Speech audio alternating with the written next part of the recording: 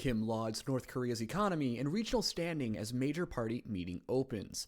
Written by Kim Kyung-young, posted by the Associated Press. Seoul, South Korea. North Korean leader Kim Jong-un lauded his nation's improving economy and regional standing as he opened the country's most important political event, where he is expected to set his domestic and foreign policy agenda for the next 5 years and further entrench his family's authoritarian rule. The Workers' Party Congress, which will likely run for days in Pyongyang, comes as Kim carves out a more forceful regional presence, leveraging an advancing nuclear arsenal and a glowing alignment with Moscow that have deepened his standoffs with Washington and Seoul. The meeting will likely provide the stage for Kim to unveil his key political and military objectives and further consolidate his authoritarian grip before thousands of ruling party delegates. Some analysts say Kim could use the Congress to position his teenage daughter, believed to be named Kim Ju-ae and about 13 years old, as a potential successor, formalizing the regime's fourth-generation succession. North Korea's official Korean Central News Agency reported Friday the meeting began the previous day. It did not immediately report any direct comments from Kim on his standoffs with the United States and South Korea or his nuclear weapons program. Entering his 15th year in power, Kim is in a much stronger position than when he last convened the Congress in 2021, when North Korea was experiencing a crippled economy worsened by the COVID-19 pandemic and the wreckage of his failed diplomacy with U.S. President Donald Trump. Kim then made a rare admission of economic failures and issued a 5-year development plan through 2025, urging economic self-reliance through mass mobilization. He doubled down on his nuclear ambitions and issued a long wish list of sophisticated weapons systems. Kim now appears less isolated and more confident, buoyed by stronger ties with Russia and China, an extensive nuclear arsenal, and what the outside world sees as a gradually improving economy. In Thursday's speech, Kim claimed the North has made significant progress since 2021, citing economic gains and a firmer regional footing that he said marked an irreversible strengthening of the state's status. Kim has capitalized on geopolitical turmoil, using Russia's war in Ukraine as a window to accelerate weapons development and deepen ties with Moscow, providing thousands of troops and large munitions shipments to support President Vladimir Putin's war effort, possibly in exchange for aid and military technology. He is cozying up to China, joining Putin at a World War II ceremony in Beijing last September, and holding his first summit with Chinese President Xi Jinping in 6 years. Events that backed his efforts to portray the North as part of a united front against Washington. Kim's strict information blockade obscures the full picture of North Korea's economy, which remains in a largely impoverished state after decades of policy failures and sanctions. Still, Lee Jong-hyu, an analyst at South Korea's Korea Development Institute, estimates that the North's economy grew roughly 10% over the last 5 years, benefiting from a post-pandemic rebound in trade with China and arms exports to Russia. Quote, the past 5 years might be the most productive period for North Korean leadership since the 1950s and 60s, end quote, said Koo Yu-hwan, former president of Seoul's Institute for National Unification. Reflecting Kim's confidence, the new Congress is likely to introduce major shifts in domestic policy and will continue to stress internal unity and self-reliance under another 5-year economic plan, Koo said. North Korea has developed or tested much of the weapons Kim demanded in 2021, including solid-fuel intercontinental ballistic missiles and tactical nuclear systems. The country launched its first military satellite in 2023 and has recently claimed progress in building a nuclear-propelled submarine. After prioritizing nuclear weapons and missiles, Kim is now putting more focus on conventional systems, launching new warships, anti-air weapons, and attack drones, while outlining broader plans to integrate nuclear and conventional forces. Kim's recent comments suggest he will use the Congress to emphasize the parallel development of nuclear and conventional systems under a separate 5-year plan for military development. Kim could be drawing lessons from North Korea's involvement in the conflict in Ukraine, now a conventional war of attrition in which Russia has avoided nuclear weapons. Conventional forces could become a key area of cooperation with Russia, such as improving the North's aging air defense systems, experts say. North Korea has already adopted an escalatory nuclear doctrine that authorizes preemptive strikes if the leadership is deemed under threat. By pushing for the integration of conventional and nuclear forces, Kim aims to blur the distinction between them and signal a lower threshold for nuclear use, heightening the threat to South Korea, analysts say.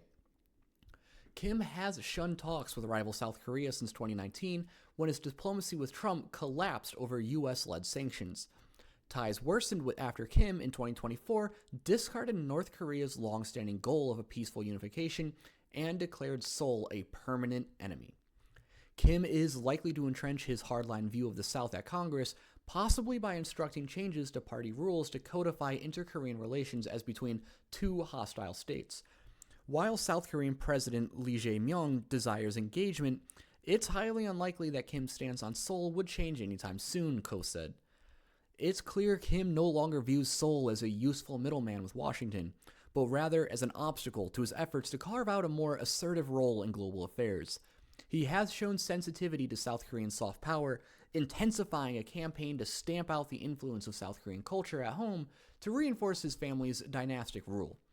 Kim may take a more measured approach toward Washington to preserve the possibility of future dialogue, with the long-term aim of securing U.S. sanctions relief and tacit recognition as a nuclear state. While Kim has been prioritizing Russia, it would make sense to keep his options open as Putin's war in Ukraine could wind down, potentially making North Korea less valuable to Moscow, some analysts say. U.S. reportedly sends asylum seekers to Cameroon in secret. Written by Philip Elliott, posted by The Time. The United States is now deporting migrants fleeing war or persecution in their home countries to the African nation of Cameroon, often in defiance of U.S. courts. As the New York Times reports, none of them is from Cameroon, but they have been offloaded there in secret. Those detained say they can leave the state-run facility there only if they agree to return to the countries they fled. The process represents a window into President Donald Trump's campaign to circumvent the asylum process and hasten deportations. The United States has not announced any deal with Cameroon to warehouse foreign nationals, and the State Department declined to comment to The Times. A Senate oversight report released last week disclosed that Washington has already paid $32 million USD in payments to third country hosts under a process that was only rarely employed before Trump came back to Washington. The Senate report disclosed that the use of third nations is often a workaround to protections against returning migrants to homes where they would face persecution or death. It's murky if those third nations are honoring asylum seekers' requests to stay away from their home states, but it is clear that the U.S. law prohibits sending many of those seeking refuge status directly back. Trump's muscular removal of migrants from the United States is a hallmark of his second term. His crackdown has more than a few similarities with the military invasion of some cities. His roundups have left immigrant communities cowering and their neighbors defiant. Even some typical Trump allies have voiced concern that the efforts are easily seen as too aggressive. Still, the Trump administration seems determined to double down, including sending in handcuffs at least 9 asylum seekers from a detention center in Louisiana to Cameroon on January 14th. At least 8 of them had court orders protecting them from removal from the United States as they sought to stay. It appears that was the first flight to move migrants from U.S. soil to that West African nation. There, according to the Times interviews, 2 of the 9 have accepted the demands that they return to their home nations on the belief they were ineligible to receive asylum in Cameroon. Some have been in this detention limbo for more than a year now and did not know their destination until they were shackled on flights out of the United States. None, their lawyers told The Times, had a record of violent crime. Instead, they feared retaliation for refusing to join the military or identifying as LGBTQ. The pool of worldwide refugees tops 1 million people a year, but less than 5% successfully find asylum through the United Nations. Cameroon's place in the U.S. network of off-the-book deportation destinations is a new disclosure, but it's hardly alone. Sites in Equatorial Guinea and Ghana have been stopover locations for asylum seekers, many of whom have U.S. court protections while they go through the system, being returned to their home countries against their will. It accounts for but a piece of the harsh system Trump is telegraphing to would-be refugees to look elsewhere.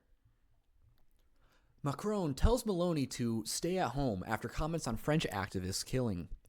Written by Ilaria Cicinelli, posted by the Euronews. French President Emmanuel Macron told Italian Prime Minister Giorgia Meloni to stop commenting on France's internal affairs on Thursday after she condemned the fatal beating of a far-right activist in Lyon. Quentin Duranc, 23, died on February 14th from head injuries sustained when masked attackers beat and kicked him during clashes outside of Lyon University 2 days earlier. Prosecutors said 7 people will face murder charges, including a parliamentary assistant to a lawmaker from the left-wing France Unbowed (LFI) party. Meloni wrote on social media that Duranc's death by, quote, groups linked to left-wing extremism was a wound for all of Europe, end quote. She condemned what she called a climate of ideological hatred sweeping several nations.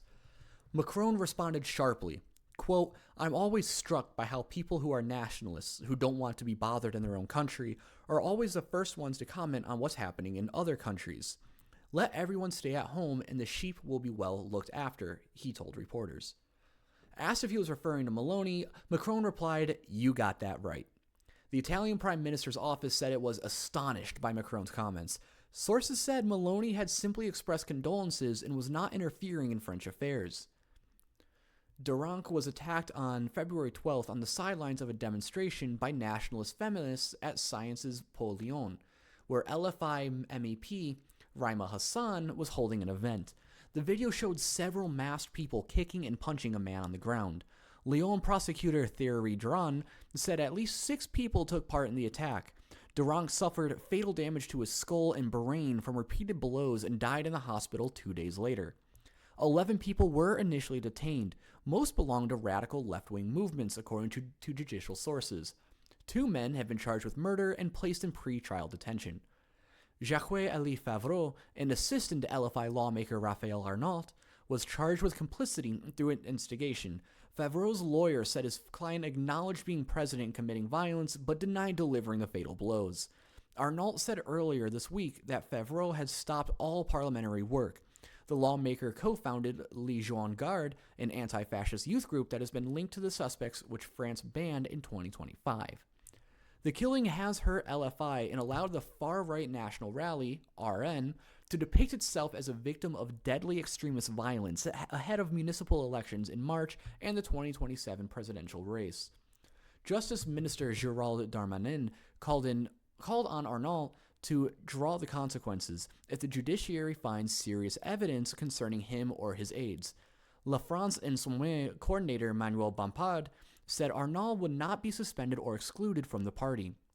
Italy's foreign minister Antonio Tajani said the killing was, quote, a serious matter that concerns us all, end quote. He compared it to Italy's years of lead from the late 1960s to the 1980s, when armed groups from both left and right carried out bombings and assassinations. There have been many Quintins in Italy, and some during the darkest periods of the Republic, Tajani wrote on social media. Condemning acts like this serves to prevent Italy from falling back into such a dark past. Meloni later told Sky TG24 that Macron had misinterpreted her comments. I'm sorry that Macron experienced it as interference, she said. My focus is not on France, but on the risks of polarization in society. A lawyer for Duranc's parents said they called for calm and restraint and condemned all forms of political violence. 5 key takeaways from Trump's first Gaza Board of Peace meeting, by Tygo Ventura, posted by The Time. President Donald Trump convened the inaugural meeting of his newly formed Board of Peace at the United States Institute of Peace headquarters on Thursday, unveiling funding pledges and outlining plans for Gaza's reconstruction. Trump first announced the initiative at the World Economic Forum in Davos last month, presenting it as part of a Phase 2 of his UN-endorsed 20-point peace plan for Gaza. He invited dozens of countries to join the board, but several close U.S. allies have hesitated to participate or refused to do so, amid concerns that the structure could sideline the United Nations. Reports that permanent membership would be granted to countries that contribute $1 billion USD in cash within the first year have also raised questions about whether authoritarian governments could gain influence within the body. The meeting brought together Trump, who serves as chairman of the board, Vice President J.D. Vance, Secretary of State Marco Rubio, Trump's son-in-law Jared Kushner, Special Envoy Steve Witkoff, and representatives from participating countries. FIFA President Gianni Infantino was the only attendee not serving in a political role. Trump opened by praising board members and criticizing allies who have not joined the initiative, accusing them of, quote, playing cute. Here are 5 key takeaways from the meeting. Trump vowed 10 billion USD commitment. Trump announced that the United States would contribute 10 billion USD to the Board of Peace. The Board of Peace is showing how a better future can be built, starting right here in this room, he said. I want to let you know that the United States is going to make a contribution of $10 billion to the Board of Peace.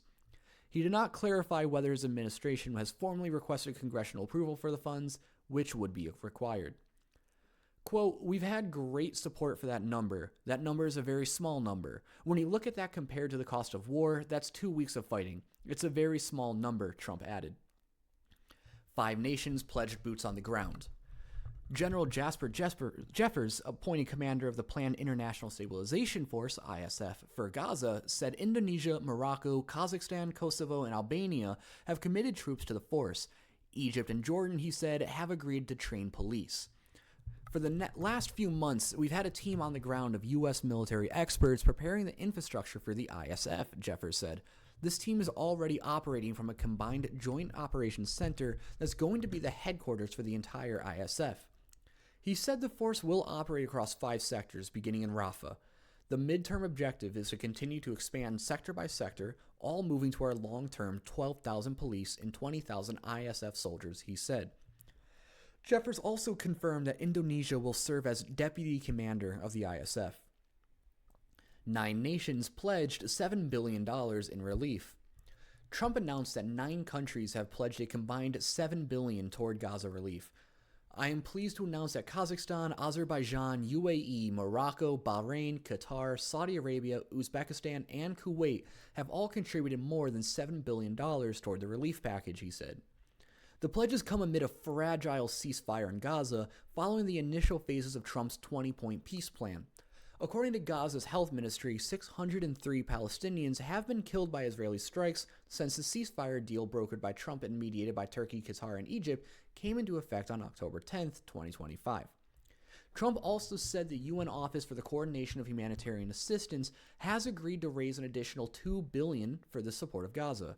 Japan will host fundraising events for the Board of Peace, Trump said, with expected participation from South Korea, the Philippines, Singapore, China, and Russia. Additionally, FIFA will be helping to raise a total of $75 million for projects in Gaza, Trump said.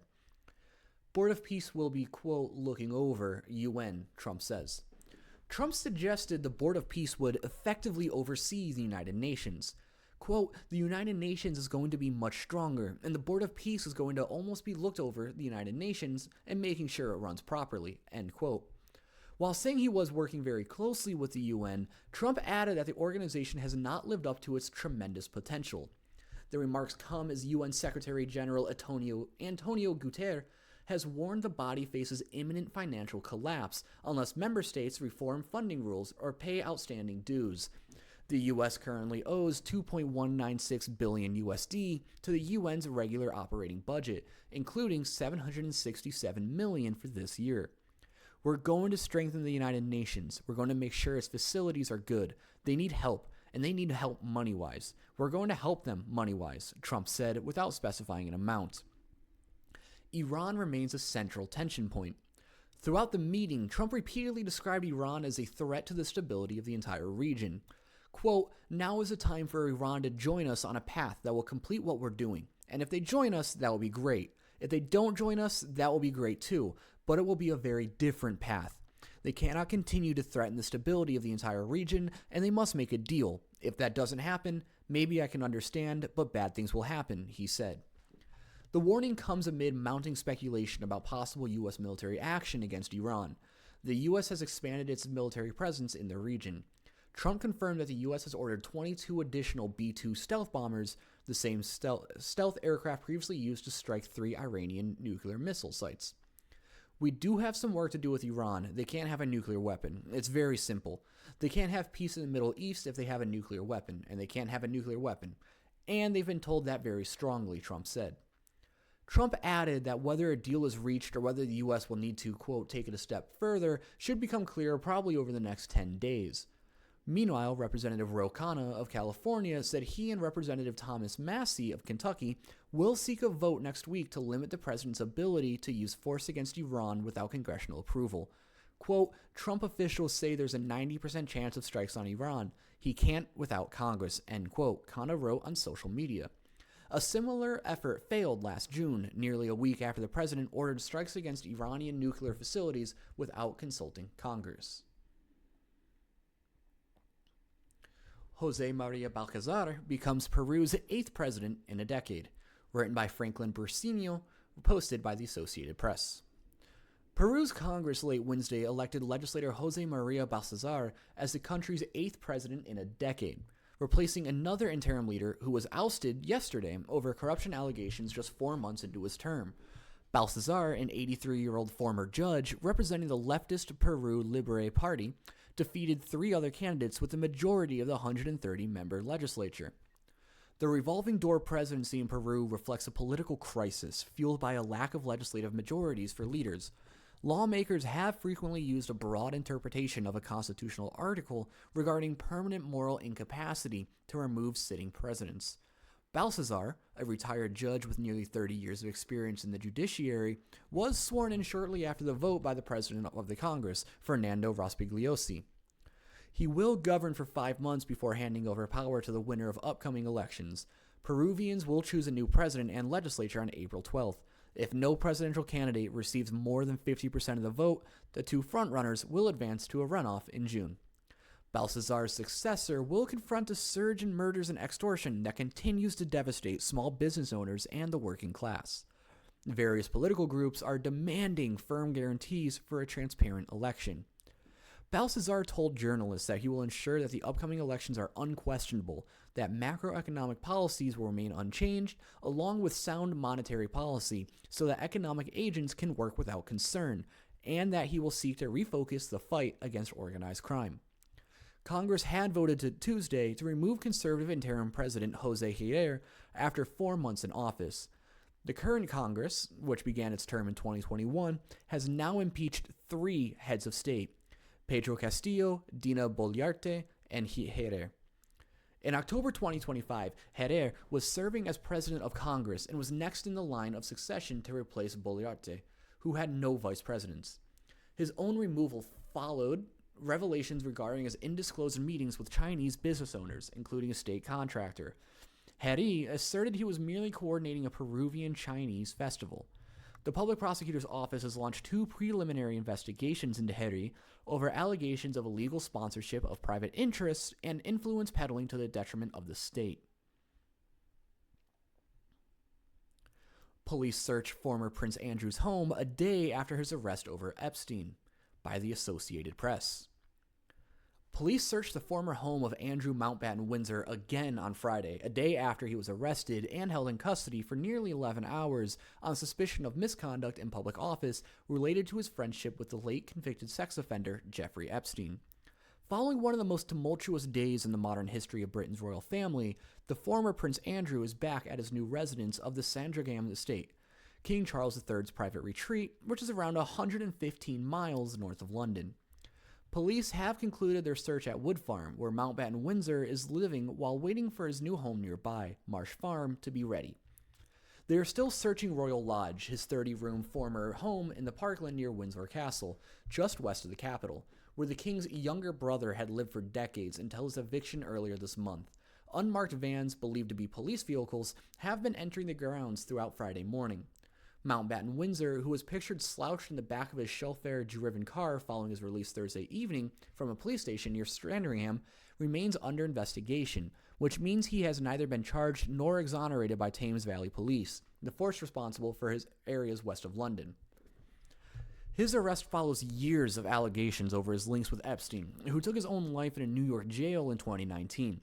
The accusation at the heart of his arrest is that Mountbatten Windsor, who was known as Prince Andrew until October when his brother stripped him of his titles and honors and banished him from Royal Lodge, shared confidential trade information with a disgraced financier when he was the trade envoy for the UK. Specifically, emails released last month by the U.S. Department of Justice appeared to show Mountbatten Windsor showing reports of official visits to Hong Kong, Vietnam, and Singapore. One, dated November 2010, appeared to be forwarded by Andrew 5 minutes after he had received it. Another, a few weeks later, appeared to show him sending Epstein a confidential brief on investment opportunities in the reconstruction of Helmand Province, Afghanistan. Thames Valley Police has previously said it was also reviewing allegations that a woman was trafficked to the UK by Epstein to have a sexual encounter with Andrew. Thursday's arrest had nothing to do with that. Other police forces are also conducting their own investigations into Epstein's links to the UK, including the assessment of flight logs at airports, large and small. Mountbatten Windsor has consistently denied any wrongdoing in association with Epstein, but has not commented on the most recent allegations that have emerged with the release of the so-called Epstein files. Police swept into the grounds of Mountbatten Windsor's home to arrest him at 8 a.m. Thursday, his 66th birthday, before taking him to Aylsham police station for questioning. It's not known what he told them. He may have said nothing or no comment as his right. Experts said that misconduct in a public office is notoriously difficult to prove. Firstly, it must be determined if Andrew Mountbatten Windsor was in a role within government that constitutes the title of public officer, said Sean Caulfield, a criminal defense lawyer at Hodge, Jones & Allen. There is no standard definition to clearly draw on. The Crown Prosecution Service will ultimately make a decision about charging Mountbatten Windsor, who remains eighth in line to the throne. Andrew Gilmore, a partner at Grosvenor Law, said that prosecutors will apply the two-stage test known as the Code for Crown Prosecutors. That test is to determine whether there is a more realistic prospect of a conviction than not based on the evidence and whether the matter is in the public interest, he said. If these two tests are met, then the matter will be charged and proceeded to court. Mountbatten Windsor was the first royal since King Charles I nearly 4 centuries ago to be placed under arrest. That turned into a seismic moment in British history, leading to civil war, Charles's beheading, and the temporary abolition of the monarchy. His arrest is undoubtedly one of the gravest crises to affect the House of Windsor since its establishment more than 100 years ago. Arguably, one of the abdication of King Edward VIII in 1936 and the death of Diana, Princess of Wales, in 1997, have been as grave for the institution of the British monarchy in modern times. Though the king and the royal family will carry out their normal duties as normal, the questions surrounding Mountbatten Windsor will continue, not least because the investigations are likely to take time. In a statement Thursday, the king said the law must take its course, but that as this process continues, it would not be right for me to comment further on this matter. The allegations being investigated Thursday are separate from those made by Virginia Giuff, who claimed she was trafficked to Britain to have sex with the prince in 2001 when she was just 17. Giuffre died by suicide last year. Still, Giuffre's sister-in-law, Amanda Roberts, said that she was overjoyed when she got a phone call at 3 a.m. telling her the news of the arrest. But those feelings of elation were quickly complicated by the realization that she couldn't share the feelings of vindication with Giuffre. We can't tell her how much we love her and that everything that she was doing is not in vain, Roberts added tearfully.